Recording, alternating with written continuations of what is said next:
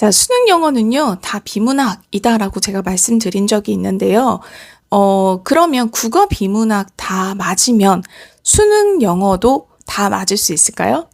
자, 오늘은 그 이야기 한번 해보도록 할게요. 안녕하세요. 즐거운 초등영어의 지니쌤입니다. 자, 오늘 제가 운동 나가려다 말고요.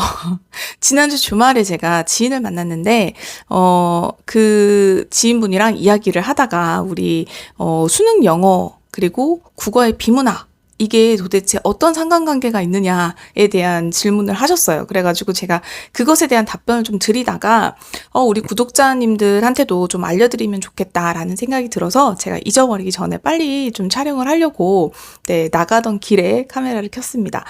자, 우선은요, 수능 영어 다 비문학은 맞습니다. 그런데, 우리 수능 국어에는 문학이랑 비문학 이렇게 나오잖아요. 그럴 때 문학을 못하는 친구들이 수능 영어에서 조금, 자주 틀리는 그런 문항들, 그리고 비문학 같은 것들을 국어 비문학과 영어 비문학이 어떤 차이가 있는지 그거를 좀 중점적으로 말씀드리려고 하는데요.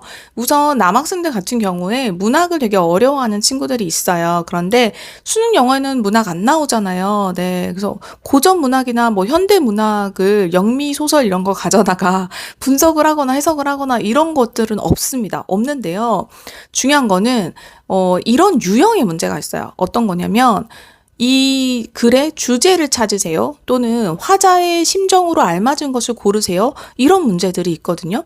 그런 거는요, 사실, 문학 지문을 잘 푸는 친구들이 이거를 잘 찾아내는 경향이 있어요. 근데 이 문학을 너무 힘들어한다. 이런 친구들은 영어에서도 이걸 푸는 게 조금 어렵거든요. 그러니까 어떤 식으로 어렵냐면, 이것도 답이 되지 않아요? 이것도 답이 되지 않아요? 이렇게 접근하는 거예요. 그래서, 자의적으로 해석을 한다고 하죠. 본인이 생각한 대로, 그러니까 정말 모든 사람들이 봤을 때 이러이러한 근거, 첫 번째 문장, 두 번째 문장, 세 번째 문장, 네 번째 문장 이렇게 구조적인 걸 따졌을 때 결국은 이 글의 흐름에서 주제문은 이거고, 그리고 또는 이런 화자의 심경 변화를 살펴보면 이 어휘와 이 어휘, 그리고 접속사 이런 것들을 체크했을 때 답이 이거다라고 명확하게 나오는 부분들이 있어요. 근데 그런 어떤 답을 찾아가는 논리가 부족한 그런 문제를 수능 같은 그런 공신력 있는 문제에서 낼 수가 없어요. 이거는 나중에 문항 시비가 너무 많기 때문에요. 분명하게 근거가 존재합니다. 그럼에도 불구하고 국어 문학에서도 마찬가지. 이 친구들은 그런 걸 어려워해요. 그래서 이런 것들을 어려워하면서 자의적으로 해석을 하고 이것도 맞지 않아요? 이것도 되지 않아요? 라는 말을 자주 하는 친구들이 있어요. 이런 친구들 같은 경우에 국어도 굉장히 문학에서 힘들어할 경우가 가능성이 높고요. 그리고 영어에서도요. 영어는 문학이 나오지 않음에도 불구하고 이런 종류의 문제를 잘 못 풀 확률이 높습니다. 그래서 우리 아이가 어떤 지점에서 조금 부족함을 느끼고 있는지, 어려움을 느끼고 있는지를 어렸을 때 독해 문제집 풀 때부터 조금 티가 나요. 네. 그래서 이게 그냥 독서를 하는 것과 문제집을 풀면서 문제를 전략적으로 접근하는 방법이 좀 다른 거예요. 네. 그래서 요 두 가지를 좀 구분을 해서 어렸을 때부터 우리가 문제집을 좀 어느 정도는 접해 주시고 그 연습을 해 주시는 게 훨씬 도움이 됩니다. 그래서 이 친구는 중학생이었거든요. 자, 그런데 그러면 이제 문학을 잘 못하니까 이런 문제에서 조금 취약하다라는 거를 발견을 했어요.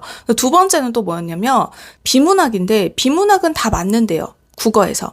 그래서 국어에서 비문학을 다 맞는데 영어에서는 왜 자꾸 틀릴까? 이게 또 궁금증이었어요. 그래서 제가 이제 말씀을 드렸어요. 국어는요, 비문학의 종류가 되게 여러 가지예요. 그러니까 뭐 과학 지문도 있고요. 경제, 법, 뭐 사회 현상, 그 다음에 철학. 이런 한 5개 이상의 종류가 있어요. 그래서 그 중에서 이제 어떤 지문들을 이제 발췌를 해가지고 문제를 풀게 되어 있는데요. 이 친구 같은 경우에는 기본적으로 공부를 못한 친구가 아니고요. 상위권 친구이기 때문에 그렇게 여러 가지 종류의 관심이 많고 수학도 잘하는 친구라서 과학이나 이런 지문이 나왔을 때 굉장히 쉽게 잘 풀었을 거예요. 그래서 경제도 평소에 관심이 많고 경제나 법 이런 지문들도 어렵지 않게 풀었을 텐데요. 이 친구가 문학을 못한다고 했잖아요. 문학을 못하는 친구가 같이 비슷하게 좀 어려움을 겪는 지점이 어디냐면요. 철학, 인문, 그리고 사회현상 이거를 다루는 지문에서 어려워해요.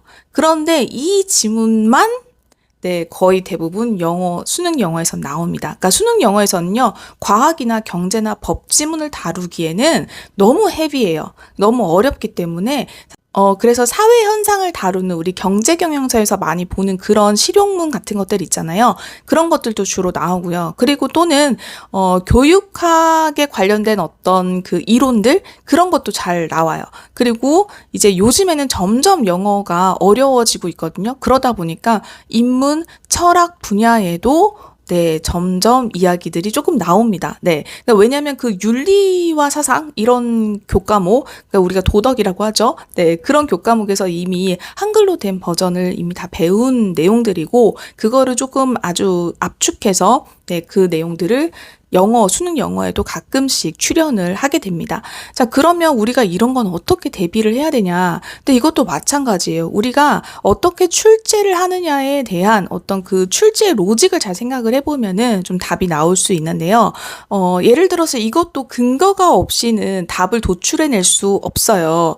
그래서 수능 영어는 대부분 제가 이제 영어 교과서 오래 만들었잖아요. 그러다 보니까 영어 교과서를 중등까지는요, 저희가 문장을 다 만들어서 만들어요. 그러니까 문장을 그 해당 문법상이나 이런 것들을 다 집어넣어서 문장을 만들어요. 그런데 고등 이상부터는요, 기존에 있는 어떤 지문 자체를 가져와서 그거를 윤문이라고 하죠. 다듬어요. 다듬는 과정들을 거치는데 수능은요, 심지어 그거를 어떻게든 최소한으로 수정을 하고 그리고 그 내용 원문 그대로를 실어서 그 문장에서 논리를 찾아서 답을 찾게끔 되어 있거든요.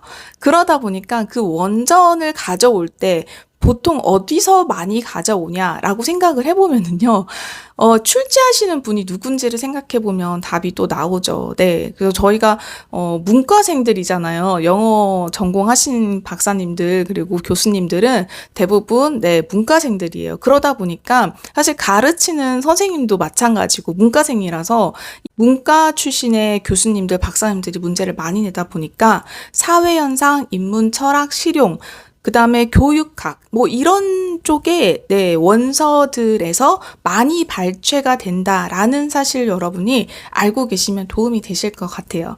그래서 국어 비문학을 잘 푸는 친구들 중에서 이 아이가 수학적인 머리가 있어가지고 수학적인 머리가 좋은 아이들이 사실은 문학도 좀 힘들어 하거든요. 왜냐하면 문학이 딱 떨어지는 게 아니잖아요. 뭔가, 감상이 좀 필요한 영역이고요. 그러다 보니까 그런 거 좀 힘들어 하고, 그 다음에 비문학을 풀 때도요, 과학 지문 이런 게 나오면 다 풀고 술술술 풀고 잘 푸는데 이제 철학, 그 다음에 인문, 사회 이런 영역에서 나왔을 때 논리 구조가 잘 안 잡힌다. 그리고 이 추상적인 어휘들이나 추상적인 이 느낌들이 잘 한손에 잡히지 않는다. 이런 친구들은요, 수능 영어에서 고전을 겪을 가능성이 있습니다. 그래서 이게 학년이 높아지면 높아질수록 고3 수능으로 가면 갈수록 사실 이 부분이 더 어려워지거든요. 그래서 우리 친구들이 지금부터 준비할 때 비문학이라고 해서 다 같은 비문학이 아니다라는 것들을 기억을 해주시고요.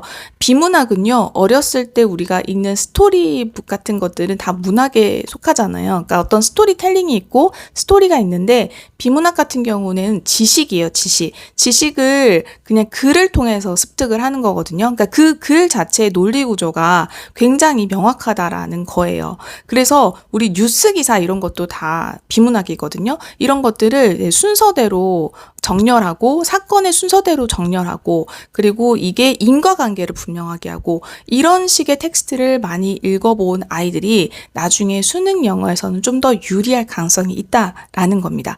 그래서 제가 이제 지인한테 들은 이야기로 여러분께 한번 전달을 해드려봤는데 이 수능 영어와 국어 영어, 수능 국어가 굉장히 유사하기 때문에 수능 국어를 잘하면 수능 영어도 잘할 것이다 라고 생각하시는데 사실 그 첫 번째 원인은 사실 어휘고요. 어휘가 너무 많이 그러니까 우리말 어휘랑 영어는 다르잖아요. 그래서 어휘의 부족 때문에 그게 잘 바로바로 정확한 해석이 되지 않아서 아이가 틀릴 가능성이 높고요. 그 다음 두 번째는요. 수능 국어랑 수능 영어가 가지고 있는 그 구조 자체가 좀 다른 거죠. 그래서 비문학이라고 해도 다 같은 비문학이 아니다라는 거를 좀 기억해 주시면 좋을 것 같습니다. 그래서 어렸을 때부터 우리 친구들이 그냥 독서를 많이 하는 것도 좋지만요. 이런 구조적인 문장들을 많이 보는 것도 도움이 될 겁니다.